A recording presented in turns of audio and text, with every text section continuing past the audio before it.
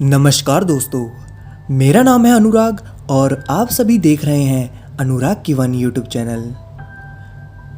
आज मैं आप सभी के लिए वियतनाम युद्ध की सच्ची और डरावनी घटना लेकर आ गया हूं। जैसा कि आप सभी को पता है, वियतनाम युद्ध 1 नवंबर 1955 से लेकर 30 अप्रैल 1975 तक चला था।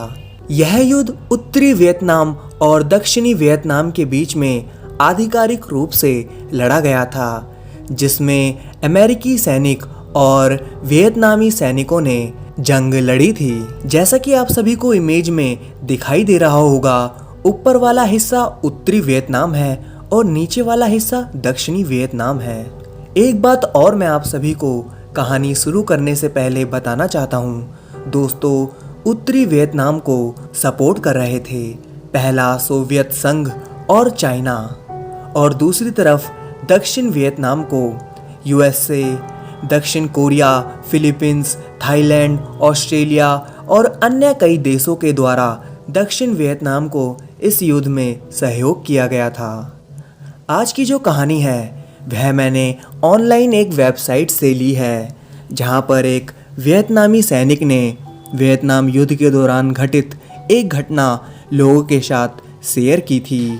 उस सैनिक ने ना तो अपना नाम बताया और ना ही उसने यह बताया कि वह वियतनाम आर्मी में किस पोस्ट पर था। अब मैं आप सभी को कहानी उस वियतनाम सैनिक के माध्यम से सुनाऊंगा। मैं हर रोज की तरह अपनी पोजीशन पर पहुंच गया था, पर आज मैं कुछ घंटे पहले ही अपने कैंप से निकल गया था, क्योंकि हमें खबर मिली थी कि आज अमेरिकी सेना बड़े तादाद पर हमारे ऊपर हमला करने वाली है और आज ही अमेरिकी सेना हवाई जहाज के द्वारा यहाँ कूदने वाली है। हम लोग बहुत चौकन्ना होकर पहरेदारी कर रहे थे। मेरा वहाँ पर एक मित्र था, मेरा जिगरी दोस्त। हम दोनों ने साथ में ही वियतनाम सेना ज्वाइन की थी। मैं एक और बात आप सभी को बता दूं कि मैं उत्तरी वियतनाम की तरफ से जंग लड़ रहा था और इस बात पर मुझे आज भी गर्व होता है। हम सुबह से जंगलों में इधर से उधर घूम रहे थे।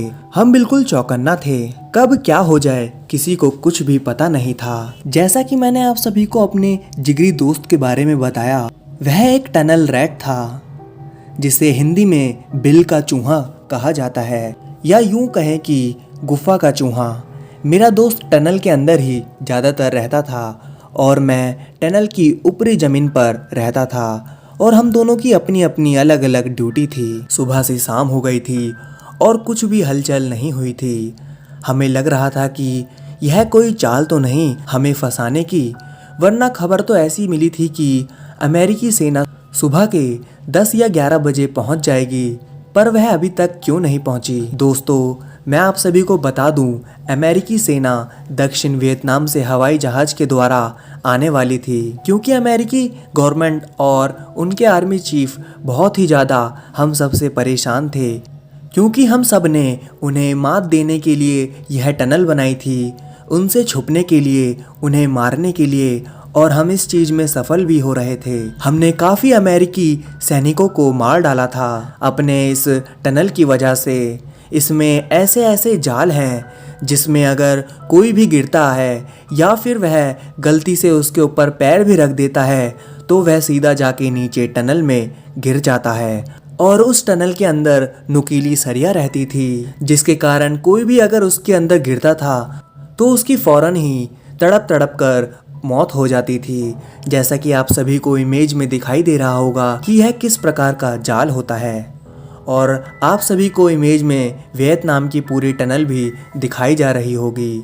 आप सभी देख सकते हैं कि कैसे कैसे वियतनाम सैनिकों ने इस टनल को अपने हाथों से खोद खोद कर बनाया था, और अमेरिकी सेना इस टनल की वजह से बहुत परेशान थी, क्योंकि उन्हें हर बार वियतनाम सैनिकों के द्वारा हार का सामना करना पड़ रहा था। इसलिए वह लोग आज ज़्यादा तादाद में आने वाले थे हम पर हमला करने, हमारी उस टनल को तबाह करने। हम भी अपनी पूरी तैयारी में थे। रात के 7 बज चुके थे और चारों तरफ से कुछ जोर जोर से आवाज़ें आने लगी। हम सब इधर उधर देख रहे थे कि यह किस चीज़ की आवाज़ आ रही है। फिर हम देखते हैं कि अमेरिकी सेना आ चुकी थी अपने हवाई जहाज़ में, वह एक साथ सभी सैनिक प्लेन से कूदकर पैराशूट के द्वारा नीचे हमारे बेस कैंप से 3 किलोमीटर दूर उतर रहे थे। वह पैराशूट का नज़ारा देखकर हम सब दंग रह गए। वह नज़ारा देखने में बहुत ही ज़्यादा हसीन भी था, पर वह नज़ारा साथ में हमारी रूह को भी कपा रहा था। आप सभी भी देख सकते हैं स्क्रीन पर अमेरिकी सैनिकों को पैराशूट के साथ कूदने का नज़ारा। हम सब पूरी तैयारी में थे अमेरिकी सैनिकों का मुकाबला करने के लिए।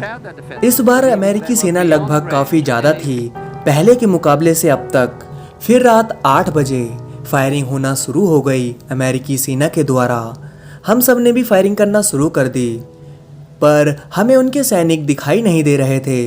हम भी फायरिंग करते जा रहे थे और वह भी हम पर फायरिंग कर रहे थे, पर उनके सैनिक बिल्कुल भी दिखाई नहीं दे रहे थे। पता ही नहीं चल रहा था कि वह फायरिंग कहाँ से कर रहे थे। ऊपर से रात का अंधेरा।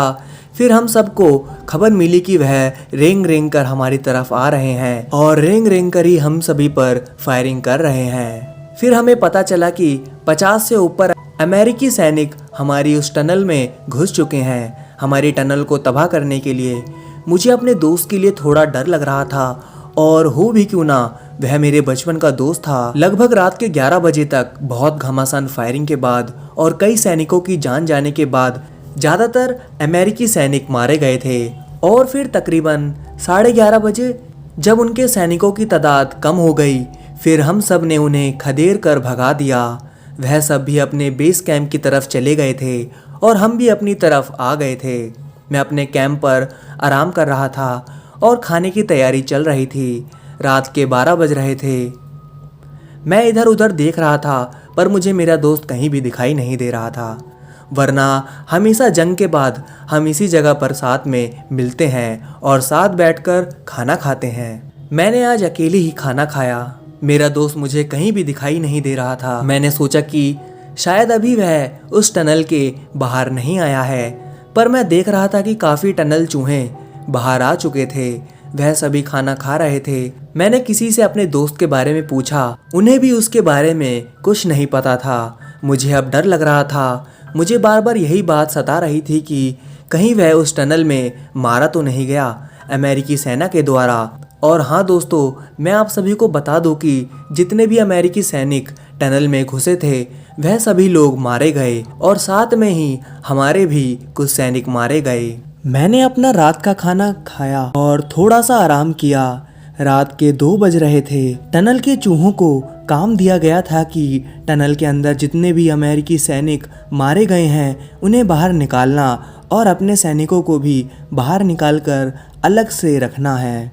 मुझे अंदर से उत्साह होने लगी कि मैं अपने दोस्त को ढूंढने के लिए उस टनल में जाऊं, लेकिन मैं उस टनल में नहीं जा सकता था क्योंकि मैं टनल चूहा नहीं था। पर मैं चोरी छुपे दूसरी तरफ से टनल के अंदर प्रवेश कर गया। टनल के अंदर बहुत ही ज़्यादा अंधेरा था। मैं अपने साथ एक छोटी सी टॉर्च लाइट लेकर गया था। मैं टनल के अंदर घुसा और ऊपर से टनल को बंद कर दिया। मैंने अपनी टॉर्च लाइट ऑन की और फिर रेंग रेंग कर आगे बढ़ने लगा। मैं काफ़ी आगे तक पहुंच गया था। दोस्तों, आप सभी को इमेज में टनल के अंदर का पूरा दिखाई दे रहा होगा कि ज़मीन के अंदर टनल कैसी होती है। आप सभी इमेज में देख सकते हैं। मैं टनल में रेंगते रेंगते लगभग 2 से 3 किलोमीटर तक जा पहुंचा था। टनल के अंदर काफ़ी छोटे छोटे कमरे भी बनाए गए थे और उसको कपड़ों से ढका हुआ था। मैं हर एक कमरे में अपने दोस्त को ढूंढ रहा था। मुझे अब पूरा शक हो चुका था कि मेरा दोस्त अब इस दुनिया में नहीं रहा। मुझे बहुत ही ज़्यादा रोना आ रहा था। फिर मैं थोड़ा आगे गया, फिर मुझे बहुत ही ज़्यादा गंदी बदबू आने लगी। फिर मैं थोड़ा सा और आगे गया उस बदबू की तरफ। मैं देखता हूँ कि वहाँ अमेरिकी सैनिक मरे हुए थे और साथ में ही 2-3 हमारे सैनिक भी मरे हुए थे। उन्हीं के शरीर में से वह बदबू आ रही थी। मैंने फ़ौरन अपने मुंह को हाथ से ढका और एक हाथ में फ्लैश लाइट लेकर आगे बढ़ने लगा। मैं जब लाश के पास पहुंचा तो मैं देखता हूं कि वहां मेरे दोस्त की लाश पड़ी थी। बहुत ही बेरहमी से उन्होंने मेरे दोस्त के मुंह पर गोलियों से वार कर रखा था। मेरे दोस्त का सिर 4 हिस्सों में फट चुका था। मैं अपनी दोस्त को देखकर बहुत ही ज़्यादा ज़ोर ज़ोर से रोने लगा।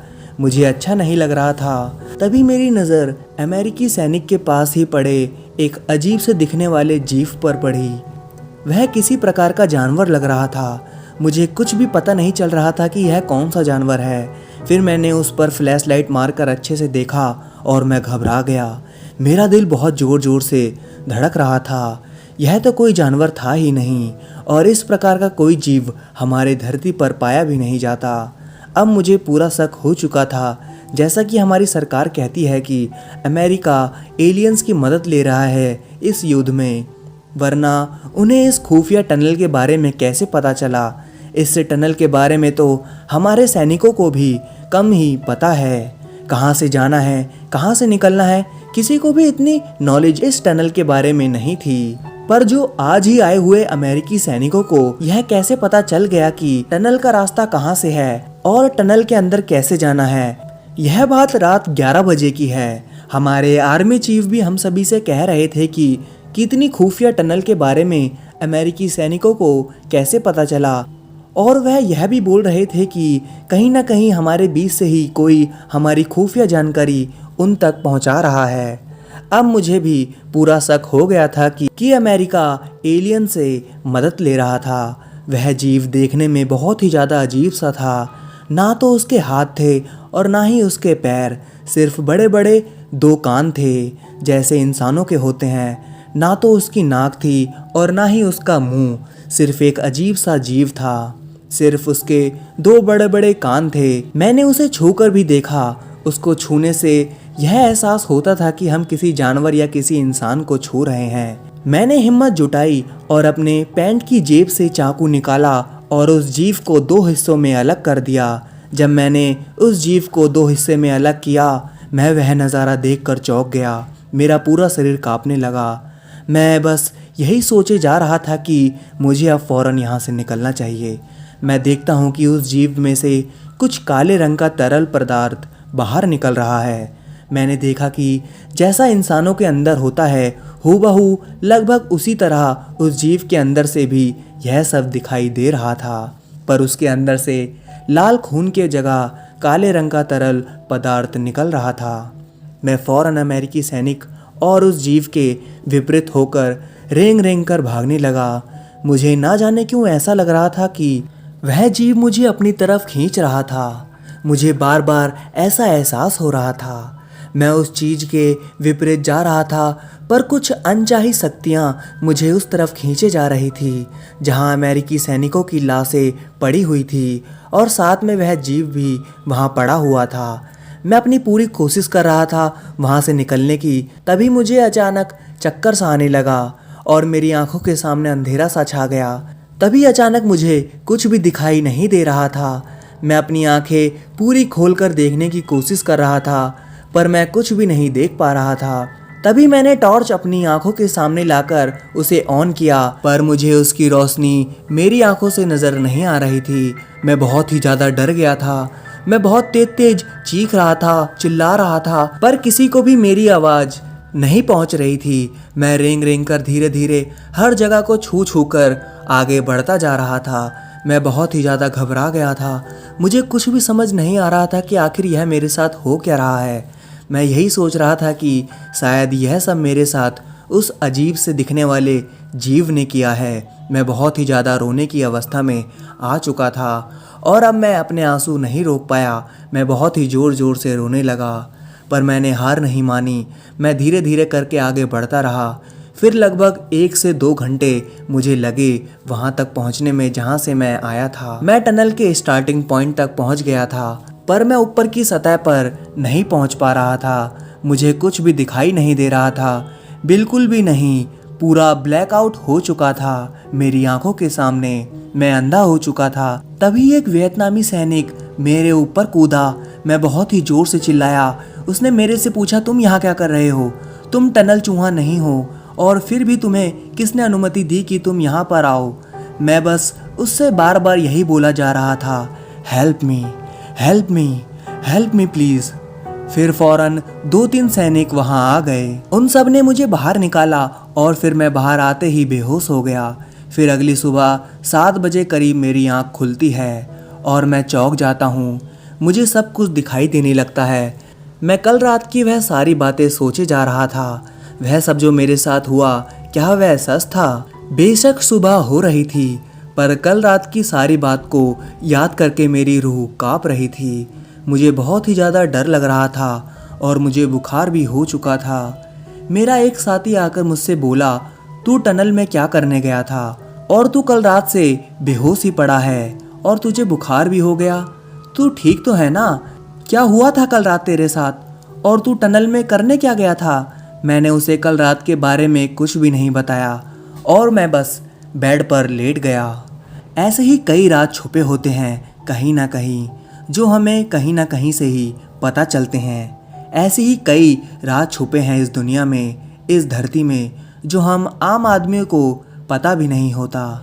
और जिन्हें पता होता है वह आम आदमियों से उस राज को छुपा कर रखते हैं। तो दोस्तों, यह थी उस वियतनाम सैनिक की कहानी। अगर दोस्तों आपको आज की कहानी अच्छी लगी हो तो इस वीडियो को लाइक करिए और ऐसी ही कहानियाँ सुनने के लिए हमारे चैनल को सब्सक्राइब करिए। और हाँ दोस्तों, कमेंट करके मुझे ज़रूर बताइएगा कि मैं इस टॉपिक से रिलेटेड और भी कहानियाँ लाऊं या नहीं, क्योंकि मेरे पास बहुत टॉपिक्स हैं और मेरे पास बहुत ही ज़्यादा कहानियाँ भी हैं, पर मुझे आप सभी के टॉपिक्स जानने हैं। तो कमेंट करके बताइए कि आपको किस टॉपिक के ऊपर कहानी चाहिए, क्योंकि ऐसी कहानी ऑनलाइन पर बहुत से लोगों ने शेयर की हुई है। तो दोस्तों, मैं आप सभी से फिर मिलूंगा अगली स्टोरी में। तो तब तक के लिए धन्यवाद दोस्तों, और हाँ, चैनल को सब्सक्राइब करना मत भूलिएगा दोस्तों।